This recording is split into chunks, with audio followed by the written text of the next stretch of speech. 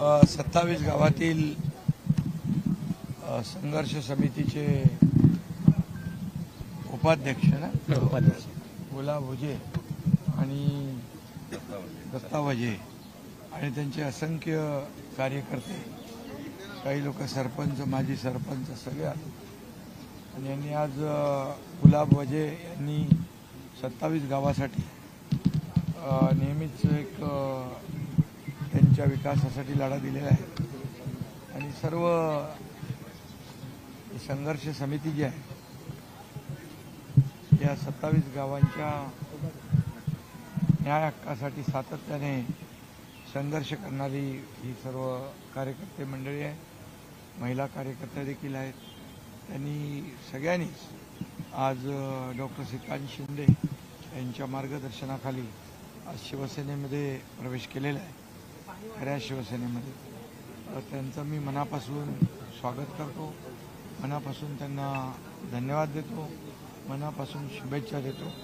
मला वाटतं निवडणुकीला अजून वेळ आहे, 20 तारखेला मतदान आहे, परंतु दररोज त्या भागातले कल्याण लोकसभा मतदारसंघातले अनेक पक्षातले पदाधिकारी, नगरसेवक, प्रमुख कार्यकर्ते आज शिवसेनेमध्ये दाखल होत आहेत. याचं कारण गेले 10 वर्षामध्ये खासदार डॉक्टर श्रीकांत शिंदे यांनी केलेलं त्या भागात विकासाचं काम आणि त्या विकासाच्या कामावर विश्वास ठेवून पुन्हा एकदा श्रीकांत शिंदे यांची हॅट्रिक होणार आहे आणि त्यामध्ये असे सर्व कार्यकर्ते ताकदीचे गुलाब वजेंसारखे ते त्याच्यामुळे आणखी हा मतदारसंघ मजबूत होत चालला आहे आणि श्रीकांत शिंदे यांचा लीड मला वाटतं रेकॉर्ड ब्रेक लीड मिळेल. शरद पवारांनी आज असं म्हटलंय 30 ते 35 जागा महाविकास आघाडीला मिळतील आणि 3 फेज ज्या झालेल्या आहेत त्यामध्ये पाहायला गेलं तर भाजपचा कॉन्फिडन्स किंवा मोदींचा जो कॉन्फिडन्स आहे तो बऱ्यापैकी लूज झालेला आहे. अरे पण कालच ते म्हणाले ना की प्रादेशिक पक्षांनी काँग्रेसमध्ये विलीन व्हायला पाहिजे. म्हणजे त्यांनी एक प्रकारे गिवअप केले का किंवा त्यांनी हार मानली आहे का? काँग्रेसमध्ये विलीन होण्याची जी काही काल स्टेटमेंट त्यांनी केली, आता उभाटा तर अगोदरपासून लीन होती तर ती विलीन होऊ शकते असं त्यांचं म्हणणं आहे. त्यामुळे उभाटाचं काँग्रेसीकरण 2019लाच झालेलं आहे. त्यामुळे मला वाटतं त्यांना त्यांचा पराभव दिसू लागला आणि म्हणून आणि घोडा मैदान लांब कुठे आहे, शेवटचा टप्पा 20 तारखेला आहे आणि 4 तारखेला मतमोजणी आहे. मी आपल्याला विश्वासाने सांगतो, पहिला, दुसरा आणि तिसरा टप्पा या तिन्ही टप्प्यामध्ये महायुती आघाडीवर आहे.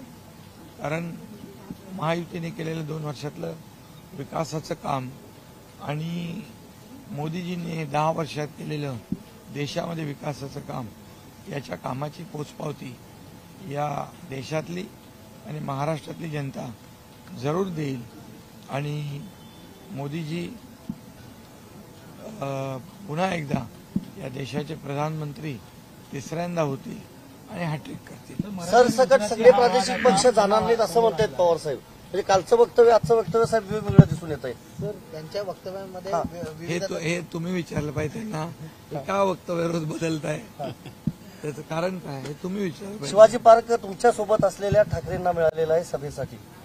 महायुतीमध्ये आम्ही आहोत, त्यामुळे महायुतीची सभा शिवाजी पार्कला होईल. 15 तारखेला मोदींचा रोड शो असणार आहे. कशा प्रकारे असणार? 15 किलोमीटर ते जे नागरिक आहेत त्यांच्या सोबत ते रोडवरती चालणार आहे. बिलकुल रोड शो दिलेला आहे आणि मोदीजी जिकडे जातात तिकडे